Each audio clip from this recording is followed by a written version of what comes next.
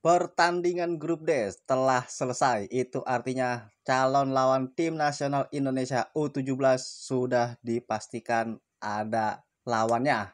Assalamualaikum warahmatullahi wabarakatuh. Salam sejahtera, Om Swastiastu, Namo Buddhaya. Salam kebajikan, Rahayu Rahayu. Dengan berakhirnya pertandingan di seluruh negara antara grup D, antara Oman melawan Korea Utara, yaitu dengan skor 2-2, dan juga pertandingan antara Iran melawan Tajikistan dengan skor 1-3 oleh Tajikistan. Itu artinya pertandingan di babak 8 besar lawan tim nasional Indonesia adalah Korea Utara. Karena Korea Utara berada di peringkat kedua dan Tajikistan berada di peringkat yang pertama. Ini tentunya sangat menarik sekali. Penentuan negara yang akan melawan tim nasional Indonesia ditentukan di menit-menit akhir, bahkan di menit 90 plus 8, di mana pertandingan antara Korea Utara melawan Oman ini sangat seru sekali, dan juga pertandingan antara Iran dan juga Tajikistan sangat seru sekali, di mana di sana ada saling balas gol karena memang semua tim masih berpeluang untuk lolos, makanya semua bermain all out, bermain tampil menyerang habis-habisan pemain timnas usia 17-nya masing-masing. Di sana ada Tajikistan yang berhasil mengunci juara grup D dengan skor 3-1 menghadapi Iran, di mana di babak pertama Tajikistan menang dengan skor 1-0, lalu dibalas oleh Iran 1-1, dan di akhir pertandingan Tajikistan berhasil mencetak 2 gol, dan ini mengunci posisi dari Tajikistan di peringkat pertama. Dan untuk di peringkat kedua diisi oleh Korea Utara, yang mana memang sampai di menit-menit awal babak pertama Korea Utara berhasil mencetak gol terlebih dahulu, namun disamakan oleh pemain Oman, dan di menit sekitar 70 atau 80-an Korea Utara berhasil mencetak gol, dan namun di ujung pertandingan, di akhir pertandingan, Korea Utara harus kebobolan oleh Oman di menit 90 plus 8, dan ini memastikan bahwa Korea Utara tidak menjadi juara grup.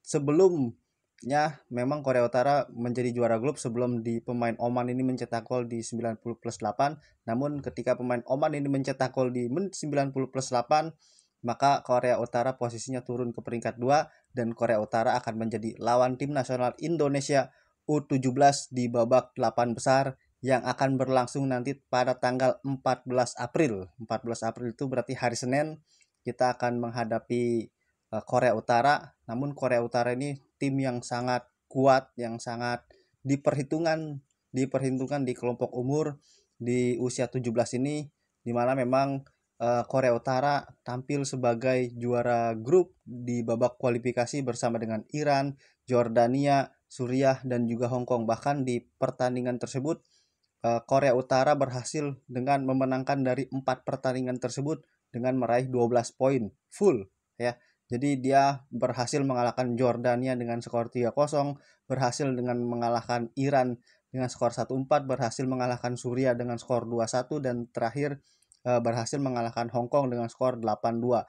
Dan ini modal yang positif yang dibawa oleh Korea Utara dalam babak kualifikasi untuk menghadapi Piala Asia U17, dan tentu hasilnya sangat baik. Korea Utara ini di pertandingan pertama berhasil menahan imbang Iran 1-1, di pertandingan kedua berhasil mengalahkan Tajikistan dengan skor telak juga 3-0, dan di pertandingan terakhir melawan Oman seri 2-2. Artinya Korea Utara ini sudah banyak pengalaman menghadapi tim-tim dari Timur Tengah, tim-tim negara-negara Arab, Asia Tengah, dan juga Asia Barat. Dan ini merupakan tim nasional Indonesia harus waspada ketika menghadapi Korea Utara di tanggal 14 April nanti, di hari Senin nanti. Walaupun Indonesia memang mendapatkan keuntungan dapat istirahat 1 hari lebih banyak dibandingkan Korea Utara, namun kita harus waspada dan harus mawas diri untuk pelatih Coach Nova Arianto harus melihat permainan dari Korea Utara baru kita berani keluar menyerang. Jangan sampai kita ambil alih terlebih dahulu permainan melawan Korea Utara, karena Korea Utara ini di kelompok umur sangat berbahaya, dan memang perlu kita waspadai juga. Walaupun kita juga memiliki modal yang sangat bagus, kita juga di babak kualifikasi sampai babak Piala Asia ini, putaran final Piala Asia, kita memang belum pernah dikalahkan, di mana kita menghadapi Australia 0-0, kita juga menghadapi Kepulauan Mariana Utara menang 10-0, kita juga menghadapi Kuwait juga menang, dan di Piala Asia putaran final pun kita menang mengalahkan Korea Selatan.